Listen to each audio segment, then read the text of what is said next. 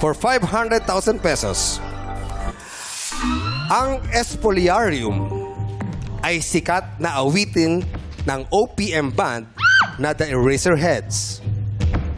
Ano naman ang popular full name ng pintor na orihinal na gumawa ng sikat na artwork na Espoliarium? Again, ang Espoliarium ay sikat na awitin ng OPM band na The Eraserheads. Ano naman ang popular full name ng pintor na orihinal na gumawa ng sikat na artwork na Espoliarium? Pero ka 5 segundo, Irene. Kung alam mo, go. Hindi ko po alam. Ah? Hindi ko pa alam.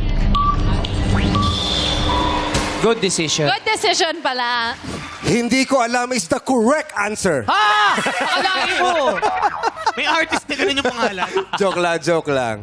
Okay, ang tanong, hindi niya nakasagot si Irene. Congratulations, tama ang desisyon mo.